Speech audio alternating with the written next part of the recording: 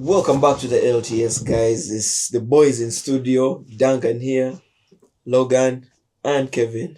What's good, guys? Yes, man. Welcome, guys.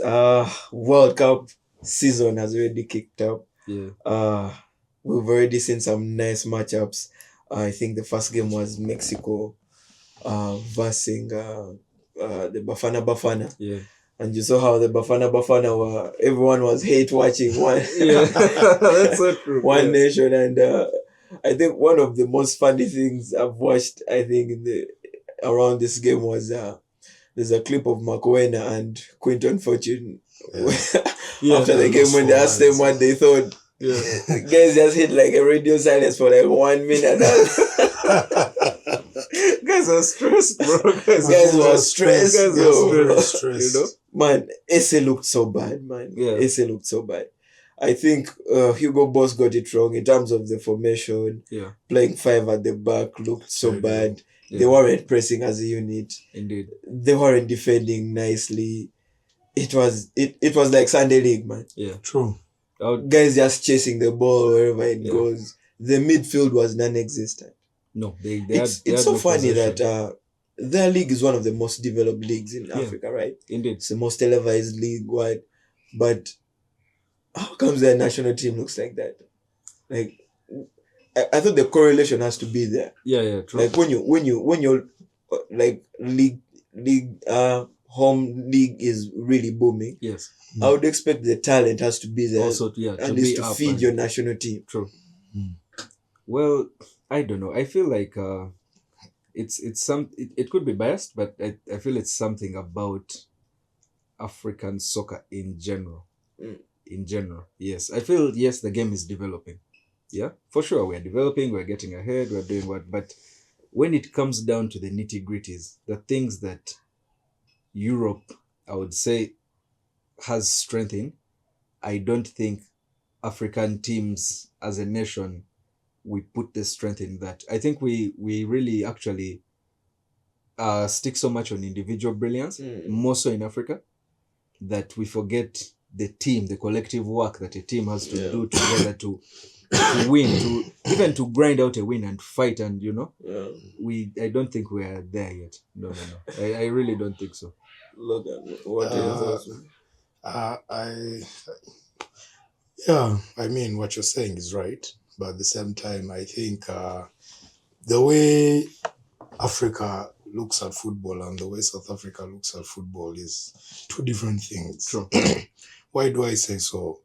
Just because their league is commercial, they make it look like it's booming, like, they have the best players. But really, no good players go to South Africa. Indeed. And they actually have a chance of building from the grassroots. Yeah. But it is not like that because, they are only looking at, the commerciality of the game and how most they can make out of it. Yeah. So you find that even like when they're doing transfers, because when you even look at like their league, the transfers, you're getting players from Zambia, Botswana, whereby the best export of South Africa right now is Lyle Foster, a Burnley player. Yeah.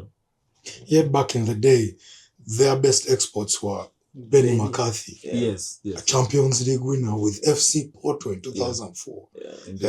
They had Quinton Fortune, proven Premier League winner. They had Steven Pina. They had a really good core of players that they were trying to put out there.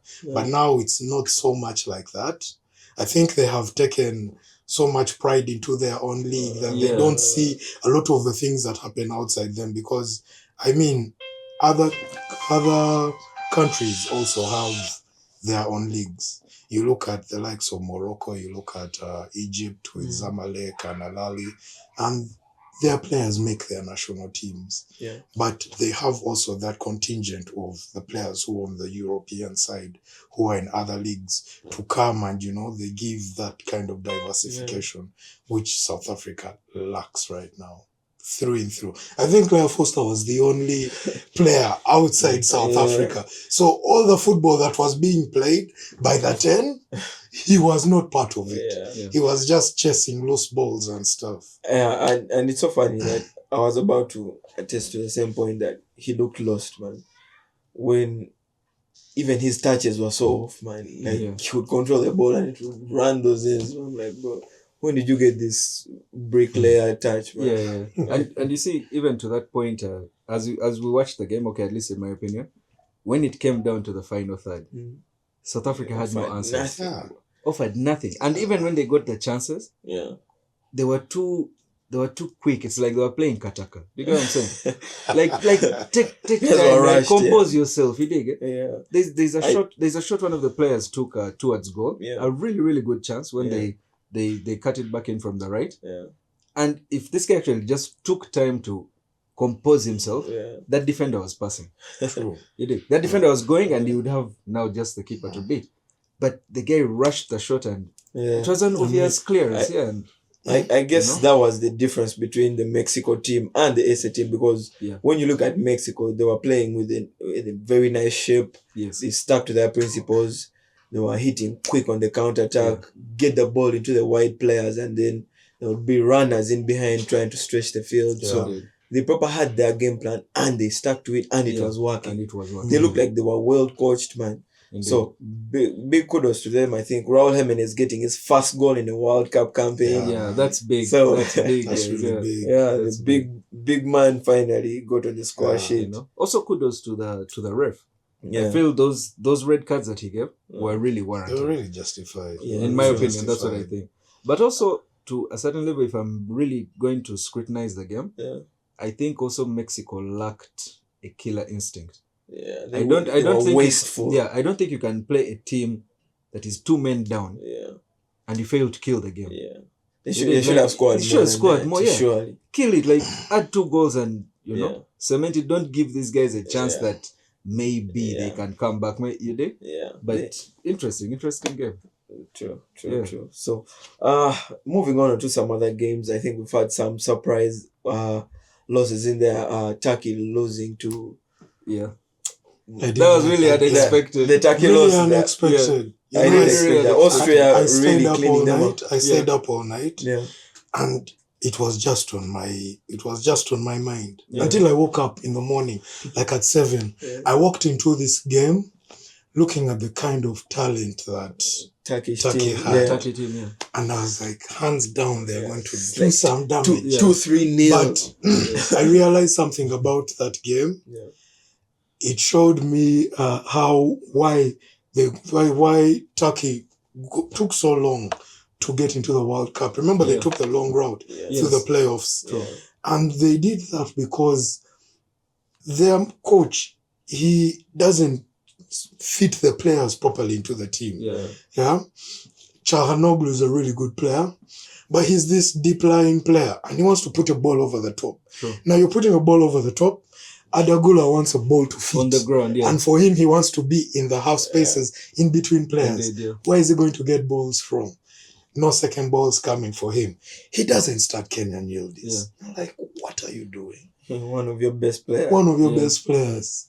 Huh? It was an interesting. Their striker is like 5'9". Yeah. I'm like, It was an interesting gamble. Him Kenyan. It's fun. He cost his team. He cost his team a lot. And Australia, for them, they came knowing. You do what you did in the previous World Cups. Sit, defend, and then just hit them on the counter. Let us score, and then we sit back. Nice finish from Nestor Irankunda. Really nice. This boy has been dubbed around Europe to be one of the next big things actually for a minute now. So until he breaks into that Bayern team. Remember he signed to Bayern. Yes, by the way, that's until he breaks into that Bayern. But breaking into that Bayern team right now. Clearly you see. Clearly you see their top target right now. Ismail Saibari. What What he did to Alisson Becker yesterday. Because now that you say, man, let's just move on to the Brazil game. Brazil, Morocco, man. I think this has been one of the best matches I've watched so far in this World Cup because pound for pound, Morocco was going at Brazil. Brazil tried staying in there, but bro, Morocco played them off the park, man. I'm sorry. Casemiro and Bruno Guimaraes couldn't keep up with the young midfield, bro. Exactly. That kid from Lille, what's his name? Bouaddi. Wow. Yeah. Wow. I think United guys should be looking at this. Yeah, we should be looking at you. Because the grace at which he was playing, man. Wow, bro. He was just gliding on pitch, bro. No one could touch him. Indeed. But isn't that the unpredictability of the World Cup? Yeah. I feel like some of these big teams, some of the teams that would be referred to as underdogs, should do what Morocco did. Go at the big team. Don't be so timid. Don't hold back. Attack the team. Attack the team and take your chances. Morocco might be one of the only nations, right, that could do something like this. Maybe the only other nation I could see from like Africa that could maybe try and go toe to toe with those guys might be like Senegal and Ivory Coast, right? Because they have like the talent threshold to maybe try and go pound for pound. Indeed. But the level at which Morocco was playing, man, Mazraoui, Hakimi, El Kanoussi, wow. Oh man, everything was just good, bro. Do you think they were playing like that because of the AFCON that they lost? Yeah, I feel like they're playing with a chip on their shoulder. They're playing with a chip on their shoulder because it felt like they deserve to be champions, right? But they really they won the champions. Yeah. To be a champion, you have to beat the man in front of you, and they couldn't beat Senegal. So they need to move on from that. Indeed. They need to move on from that. They have the talent threshold to really push that ceiling higher. Yeah. Brahim Diaz is the king of this team because you saw the seconds he got on the ball and the through ball. Yeah. Wow, man. It was so clean. Wow. It was so clean. So kudos to Saibari, by the way, barring that because it's not an easy finish off the first touch. Yeah. So but chipping Alisson Becker, the composure, Alisson in a one-on-one is one of the best goalkeepers I know. Yeah, and very hard to beat. Barring him off that. I remember I kept them in the game in the second half. Exactly. Double save. Really beautiful double save. So I guess Carlo Ancelotti kind of got it wrong to me in terms of starting with the likes of Igor Thiago. Yeah. Because he got the chances, but he couldn't bury. Yeah. There's that headed chance he got in like the beginning phases of the game. Yes. He connected with the ball, but he got like a brush on the ball. Yeah. I think João Pedro buries that. Let's say maybe Mateus Cunha in there would bury that. Yeah, for sure. Hendrick, so many other guys who could give you a different dimension. And I feel like the way Morocco played, right? Yeah. They were so good on the ball. So yes. For you to get any extra seconds on the ball, you had to be so good. You had to be so clutch, So good. And you could see the likes of maybe Rafinha were the only guys trying to play into those pockets. Exactly. Maybe the likes of Vini, but Paqueta struggled the whole game.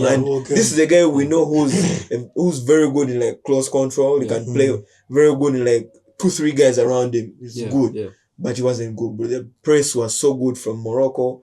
I think that we need to give flowers to their coach. Yeah. They look like they're well-coached team. Well-coached. Mazraoui was flying. Hakimi was flying. True. Everything was going good for them. Yeah, man. For sure. Do you see them? Mazraoui is the guy to going go. I think skinhead Mazraoui might be They say Man United is looking for a left back. Yeah, no man, just keep a Baba in Carrington for Mazraoui. Keep that hair off and let him make those passes. You get to that point. Do you guys see Morocco going for maybe semis, quarters? Yeah, I think Morocco has everything to go deep. Indeed. Everything to go deep because if they can go toe to toe with Brazil, I think they can go toe to toe with any other team. True. Yeah. I think with the heavyweights. Maybe Brazil wasn't on their best. Brazil wasn't on their best. Morocco showed us I guess also Carlo Ancelotti getting into the game, he didn't know what to expect. Yes. He didn't know what to expect from it. Yeah. And to a certain extent, he would try to see what he was trying to do because having Paqueta in that midfield was trying to give some security to Casemiro, who likes to, drift and go in. Indeed. But the only problem is Paqueta also wanted to stay that far off. Then Bruno Guimaraes is left isolated. He's only just fouling, guys, foul after foul. Yeah, the fullbacks are not, they're all just, they can't break, they can't I think that's Brazil's weakest position. Though to that point, I would want to also give Brazil their flowers, man. That Vini goal was Vini-esque, like, To be really fair, clutch, when he was sizing, when he got that ball, that through ball from Guimaraes, right? Yes, to isolate the defender, I was like, Vini is going to skin him. Yeah. Just don't allow him to cut back. Exactly. Push him to the left so that he crosses maybe. You get it? Yes. But once you show him the inside, he's going to blast, and he blasted Bono, man. They did. Very, very good finish. Very, very good finish.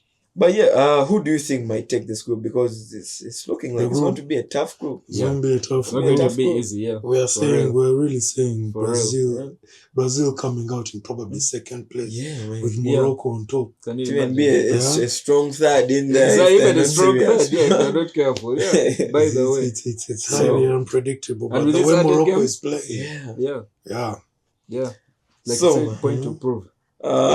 So many other matchups coming up, I think. Many other matches coming up. Which matches would you guys give the viewers to be looking out for? I liked the USA game, 4-1 against Paraguay. They unleashed for us a new talent that people they're not been paying attention to. That is Malik Tillman.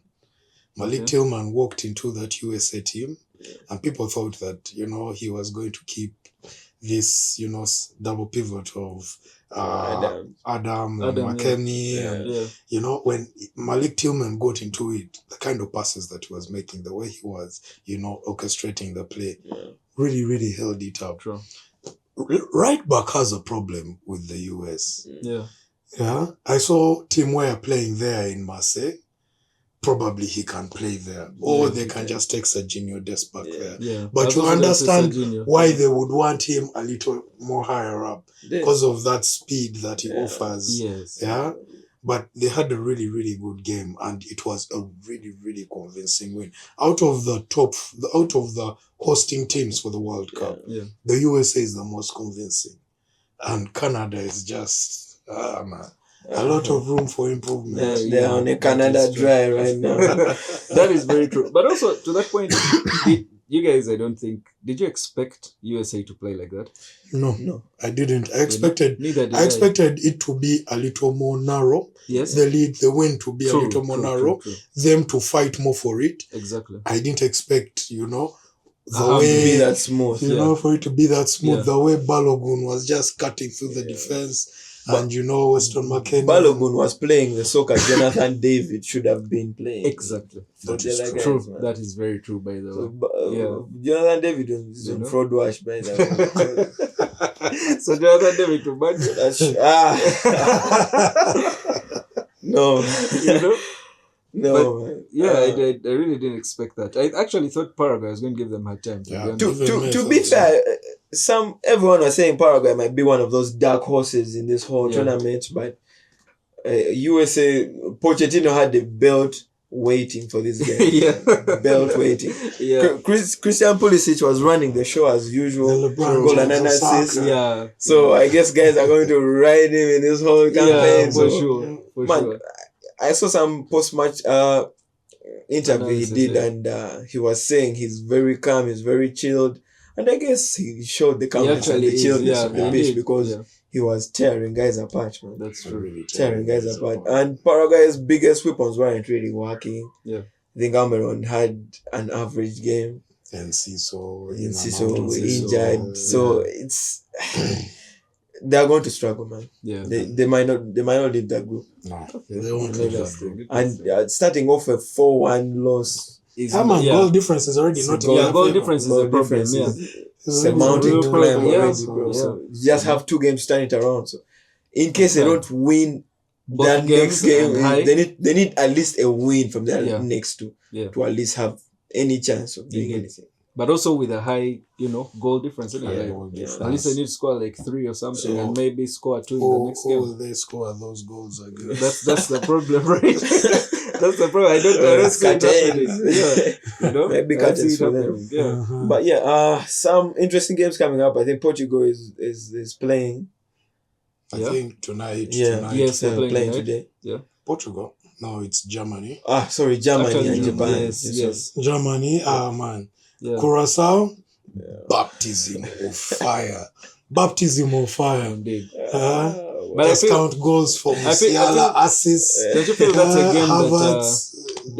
a game that Germany Japan needs? is not an easy team. No. Yeah, Japan probably one of the dark horses. It's not actually. an easy team to play. Yeah, probably one of the dark horses. Yeah, you guys might think it might be a breeze for Germany, but I really don't think. Japan is the best Asian team that is out there. Yeah. However much South Korea also playing bombs. South Korea is good. They can't really win. South Korea is a really good team. PSG has that boy seated on bench and he plays like that. Yeah, exactly. Damn. Can you imagine? South Korea has a really good team, but one thing that Japan beats South Korea at is the depth. Talent, that they have in their team compared. Because in South Korea you can count them, they're probably like 4 or 5. Yeah. But they have some nice players. In Japan, it can be the full squad. Everyone is and they can go toe for toe with Yeah. any team. Yeah. But bro, big shout out to the South Korean 6, bro. He looked like a version of Vitinha. Yeah.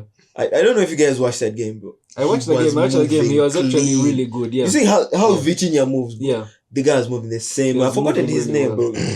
Quite difficult to pronounce, but bro was cooking. Shout out, yeah. Big shout out to the South Korean 6, man. Legit. Cooking, man. You know? Yeah. Already to that point, do you think we are starting to see certain players that teams are going to get excited about? Yes, man. Right? That's what I think is also happening. Yeah. As I think my number one guy is that little guy there. Bouaddi. 100%. He's so good. Bouaddi. Carrick is so good. Carrick, man. Please. Please. Carrick, bro. Put that boy next to Mateus Fernandes, Kobe Maino, Ederson. We are cooking. We are cooking, boys. Yeah. We are cooking. So that's hard, yeah. So many guys to watch out for. Nestor Rankunda put in a goal. Wow. So many young talents to be looking at. Julian Quinones from Mexico. Had a really good game. Had a really good game from Mexico in the first game. He looked devastating and very dangerous, But also you could say that, okay, not really actually to take anything away from him, but you would say he also looked so good facing the opponent that he faced. I would want to see him against a stronger opponent. Yes. Can he cement his position? Can he, Gumite and he falls in, he's like, hey, you dig up the guy. Yeah, it's something I would want to see. Anyway, we could let Chad deliberate on this, man. Indeed. Which games, maybe some games we've left out because we haven't touched on it. Haiti won. Yeah, Haiti. So many fixtures in there that have been outstanding because guys are doing their thing. So many surprising guys. Yeah. I didn't expect the level at which guys are playing the ball, but so many small nations have improved.